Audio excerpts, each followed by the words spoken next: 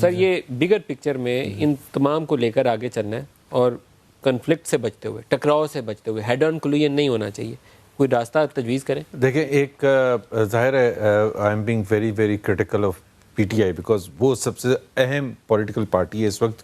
15 ماہ میں آپ پرائم منسٹر کی چھٹی کی بات کر رہے ہیں. نہیں، میں چھٹی کی نہیں، میں آپ میکرو پکچر کی بات کر رہے ہیں، اور میکرو پکچر پہ کہ عمران خان اور پی ٹی آئی کس طرح سے پاکستان کو دیکھتی ہے کہ اس کے مسائل کا، اور ظاہر ہے وہ چاہتے ہیں کہ اس کے مسائل حل ہوں، بٹ عمران خان کی تھنکنگ ہمیشہ وہ لوگ جو نان پولیٹیکل لوگ ان کو کرٹیسائز کرتے تھے پہلے، ان کے ذہن کو دیکھتے ہوئے کہ وہ ایک ڈکٹیٹوریل مائنڈ سیٹ ہے.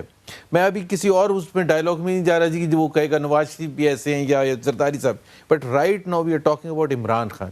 عمران خان کل جس چیز کا اظہار کر رہے تھے، اور جس یہ پہلی حکومت ہے جو کنسسٹنٹلی فرسٹریشن کا اظہار کر رہی ہے کہ ٹیکس کے حوالے سے وہ فرسٹریشن کہ جب تک ٹیکس، آج بھی انہوں نے کہا جب تک ٹیکس نہیں دیں گے. بھائی آپ حکومت ہے نا.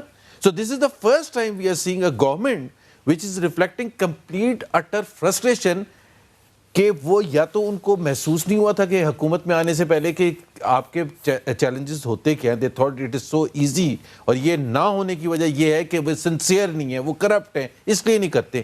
لیکن اس وقت اگر آپ یہ کہہ رہے ہیں کہ یہ ڈائلاگ کے تھرو ہو جائے گا، ڈائلاگ کے تھرو عمران خان کا مائنڈ سیٹ تو نہیں چینج ہوئے گا. Imran Khan wants absolute power in the form کہ جہاں وہ سمجھ رہے ہیں کہ کورٹس کو کیسے بیہیو کرنا چاہیے، نیب کو کیسے بیہیو کرنا چاہیے، جس کا کنسسٹنٹلی وہ اظہار یہاں بھی اور باہر بھی کر چکے ہیں. چائنا میں کہا کہ جی 400 بندے میں لٹکا دوں اگر تو ملک ٹھیک ہو جائے گا. کبھی ملائیشیا میں جا کے اسی قسم کا اظہار کرتے ہیں. سو وہ ایک مائنڈ سیٹ ہے ان کا، وہ بلیو کرتے ہیں کہ یہاں ایک ایسا نظام ہو. وہ امپریس بھی کبھی بھی ویسٹرن یورپین کنٹری کا انہوں نے حوالہ دیا جوڈیشل سسٹم کا، سویڈن کا نہیں ایگزامپل دی، سوئٹزرلینڈ کی نہیں ایگزامپل دی، انگلینڈ کی نہیں کبھی ایگزامپل دی، جہاں ہم سب کہتے ہیں اور پوری دنیا مانتی ہے کہ ایک ایسا نظام ہے جو ٹرو جسٹس سسٹم ہے. لیکن ان کو پسند آتا ہے وہ چائنا کا، ان کو پسند آتا ہے سعودی عربیہ کا، ان کو وہ چیزیں پسند آتی ہیں جو نہ ہمارے کانسٹیٹیوشن کا حصہ ہے اور نہ ہی وہ وے فارورڈ ہے.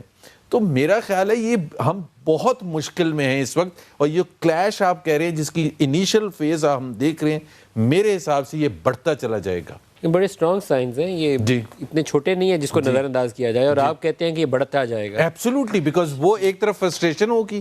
ابھی دیکھیں نا، ابھی تو the best had happened as far as Khan was concerned، شاہد کا خان عباسی اندر، فلانا اندر.